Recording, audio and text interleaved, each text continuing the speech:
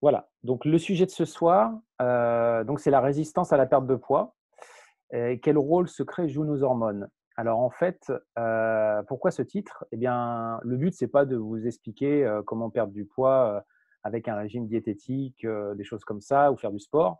Heu, je dirais que ça, quand ça fonctionne, et ben, hurrah, bravo, tant mieux pour vous.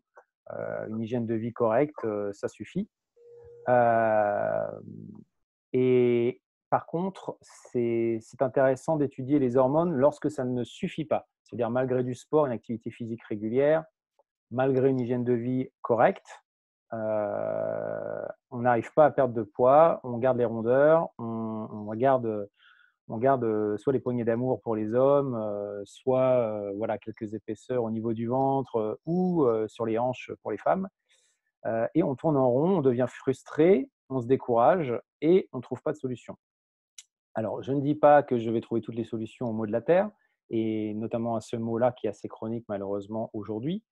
Néanmoins, c'est pour vous donner, je dirais un point de vue, qui n'est pas forcément montré, à la télé, dans les régimes amincissants, parce que c'est un point de vue qui, lorsqu'on met en pratique, ces approches, on doit faire quand même appel au corps médical ou tout au moins à des professionnels de santé, puisque le but, c'est de rééquilibrer vos hormones. Et vous allez voir qu'il y a un tas d'hormones qui rentrent en ligne de compte dans ce que j'appellerais votre métabolisme, euh, le métabolisme énergétique.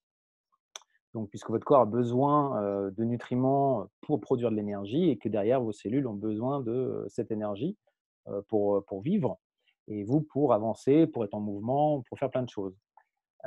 Sauf que vous allez voir que bon nombre d'hormones rentrent en ligne de compte dans ce fonctionnement global de votre organisme. C'est ce qu'on appelle d'ailleurs l'endocrinologie. Et justement, les endocrinologues, en général, se prennent beaucoup la tête avec ce mécanisme ultra précis, puisque on a un grand nombre d'hormones, on en a des centaines, pour des fonctions variées. Et la complexité de la chose, c'est que toutes ces hormones fonctionnent en interaction les unes avec les autres. Donc on a souvent des effets dominos. Il y a des phénomènes de compensation, mais il y a aussi des phénomènes de décompensation. Et du coup, ça complique beaucoup la chose. Alors, pour ceux qui ne me connaissent pas trop, donc moi c'est Olivier, Mimi. Alors je suis ingénieur chimiste de formation et sinon j'exerce en tant que nutrithérapeute, où j'utilise la phyto, l'aroma, la micronutrition et aussi, d'autres approches, thérapeutiques, basées sur les neurosciences pour la gestion, on va dire, psycho-émotionnelle. Mais là aujourd'hui, on va mettre l'accent essentiellement sur une approche physiologique, de la chose. Alors, maintenant, je vais vous montrer donc la seconde diapo. Le système endocrinien et les hormones, c'est quoi? Alors, j'ai essayé de simplifier au mieux, puisque je pense qu'il y a un peu tous les profils différents dans les gens qui sont là aujourd'hui. Des gens qui n'ont peut-être jamais entendu parler de termes trop scientifiques, trop médicaux, et des gens dont c'est l'habitude de manier ces mots au quotidien. Donc, on va essayer de faire plaisir à tout le monde. Alors, c'est quoi le système endocrinien? C'est celui donc qui gère vos hormones. Et il est disséminé un petit peu partout dans votre corps, puisque c'est un ensemble de glandes et de cellules donc qui forment des organes, qui fabriquent des hormones et qui les libèrent dans le sang. Alors ces hormones, c'est quoi? C'est des substances naturelles, en fait, qui sont comme des messagers chimiques entre les différentes parties du corps. C'est ce qui permet de dialoguer entre les différentes parties de votre corps.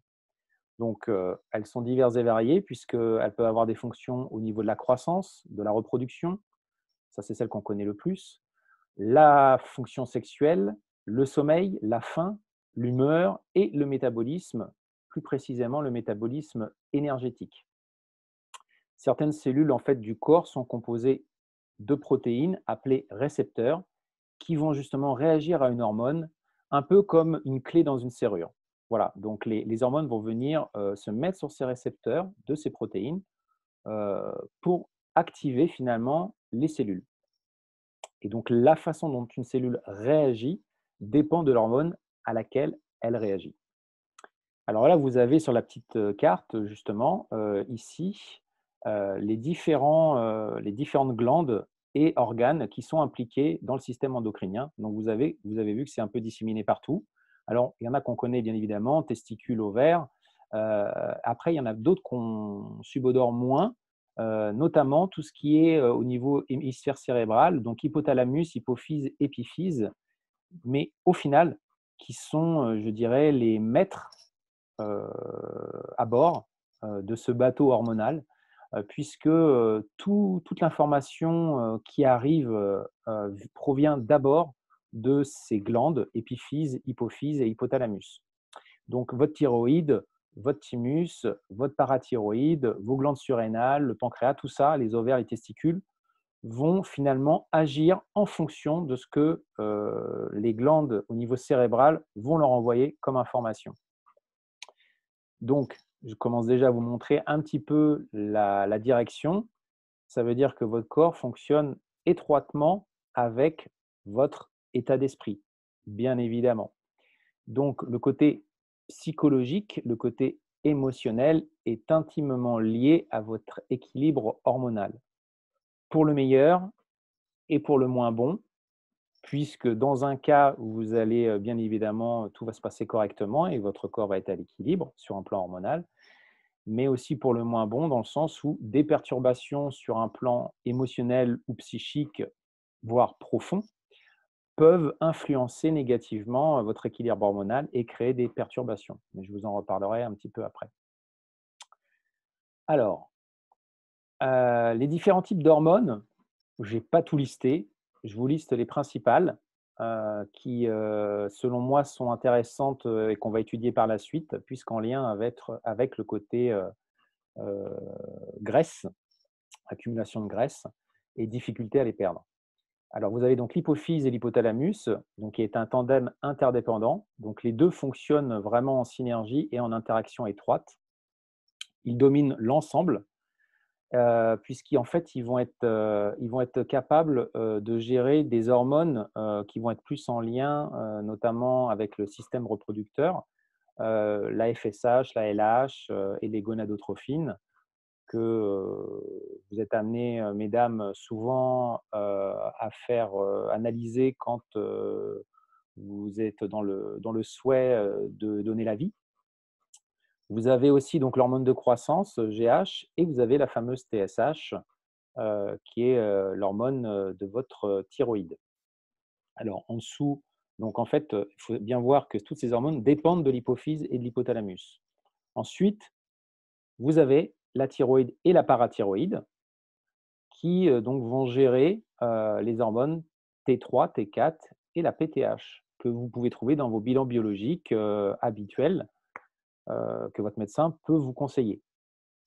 Vous avez les hormones stéroïdiennes, où là, on a les glandes surrénales qui les produisent au niveau des reins. Donc, les glandes surrénales, ce sont des petites glandes qui coiffent le haut de vos reins et qui ont une fonction bien particulière, qui n'est pas du tout celle du rein, qui est de synthétiser notamment le cortisol, qui est une hormone qu'on synthétise en période de stress, ainsi que les hormones sexuelles, mais en petite quantité. Ce ne sont pas les glandes majeures pour produire les hormones sexuelles, donc androgènes, testostérone bien sûr, et les œstrogènes. Vous avez aussi l'ADHEA, vous avez l'adrénaline, quand vous avez besoin de faire un effort, d'être réactif, et vous avez l'aldostérone. Bon, je ne rentrerai pas dans le détail de toutes ces hormones. Vous avez ensuite les ovaires avec la production, par contre, cette fois en quantité importante, donc majoritaire, d'œstrogènes et de progestérone. Vous avez pour les hommes les testicules pour produire la testostérone. Et donc ensuite, vous avez comme organe producteur d'hormones le pancréas avec l'insuline, qui est considérée donc comme une hormone pour réguler votre glycémie. Vous avez la glande pinéale qui est au centre de votre tête, on va dire un peu au-dessus, au milieu de vos sourcils, légèrement au-dessus, qui synthétise la mélatonine impliquée dans la régulation de votre sommeil. Et enfin, vous avez le thymus. Alors, je n'ai pas le nom des hormones, mais il y a des hormones qui ont pour but d'activer les globules blancs. Donc, c'est en lien direct avec votre système immunitaire. Voilà un peu le tour d'horizon, très simplifié, mais comme ça, vous êtes déjà familiarisé avec, certains noms que vous allez retrouver après.